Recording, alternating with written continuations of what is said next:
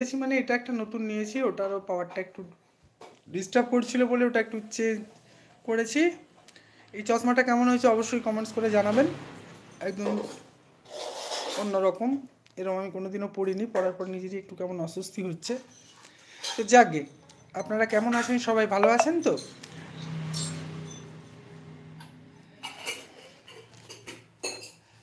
যারা অনলাইনে আছেন, যাদের কাছে নোটিফিকেশন গেছে, ইউটিউব পাঠিয়েছে, তারা চটাপট জয়েন করুন।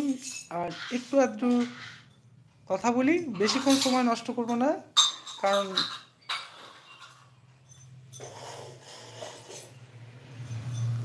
বেশি সময় বেশি সময় ধরে কথা বলার মতন কথা থাকে না। অনেক কিছু কথা বলবো বলি, কিন্তু সেই কথাগুলো কোথায় কোনো জায়গায় গিয়ে একটা হারিয়ে যায় বা নিস্তব্ধতায় মিশে যায়।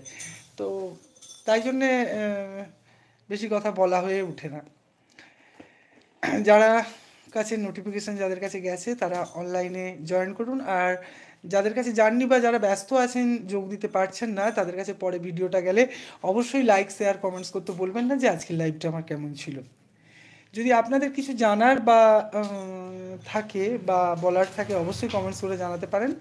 আর সবাই তো আপনি নয়, ভালোবাসার মানুষও কিছু আছে, তাদেরকেও শুভ সন্ধ্যা। তোমরা সবাই কেমন আছো অবশ্যই জানাবে। আমি তোমাদের ভালোবাসাতে ভালো থাকি, যত খারাপই থাকি না কেন। যখন ইউটিউব বা ফেসবুক খুলি, দু একটা কমেন্টস পড়ি, দু চারটে কমেন্টস আসেই। যেমন প্রথম একটা কমেন্টস আমার বইয়ের চ্যানেল থেকে আসে, আর হচ্ছে আমার খুব ক্লোজ বন্ধু, তার একটা কমেন্টস আসে, আর আমার দিদি, জামাইবাবু, তাদের একটা কমেন্টস আসে। এই নিয়েই আমি সন্তুষ্ট থাকি, বাকি কমেন্টস আসে না। কারণ কমেন্টস লেখারও তো একটা সময় চাই, হয়তো সবার কাছে সেই সময়টা থাকে না। তো যাকগে, তবে আমি যাদেরকে কমেন্টস দিই তারা যদি কখনো কমেন্টসগুলো পড়ো, আমার কমেন্টসগুলো কেমন লেখা হয়, কমেন্টসগুলো ঠিকঠাক তোমাদের পছন্দসই হয় কি না অবশ্যই জানাবে। আর বাকি তোমরা বলো কে কেমন আছো। এখন ঠান্ডাটা খুব আপ অ্যান্ড ডাউন করছে, শরীরটা সবারই একটু আধটু খারাপ, এটা আমি জানি। তাই বারে বারে জিজ্ঞেস করা মানে কেমন, সবাই না একজন বলবেই ঠান্ডা লেগেছে। কারণ ঠান্ডা প্রত্যেকের লাগছে, কারণ ঠান্ডা এমন একটা মানে একটা পরিস্থিতি হয়েছে।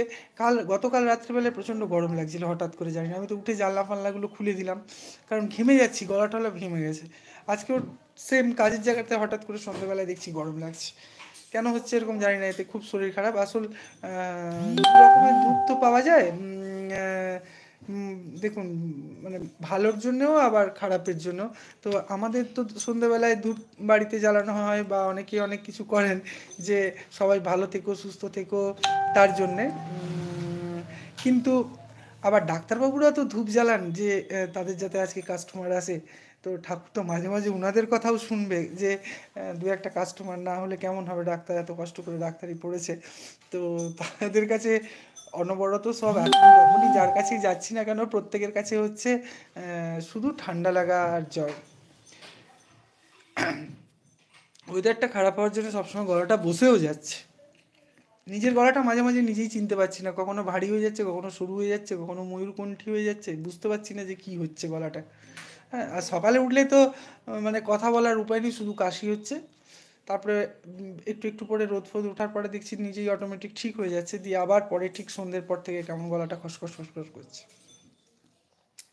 গার্গেল করছি কিন্তু কিছুতেই কিছু হয় না, সব কিছুই দূষণ।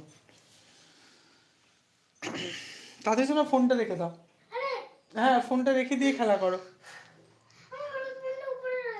না, ফোনটা তুমি রেখে দাও, ফোনটা খারাপ হয়ে যাবে। রাখো, এই করে দুটো ফোন গেছে।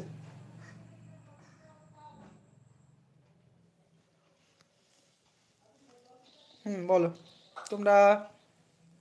আচ্ছা, তোমরা কি কমেন্টস করো? আমার কমেন্টস আসে না, আমি কেন জানি না, কমেন্টস সিন করতে পারি না, কিভাবে সিন করে কে জানে।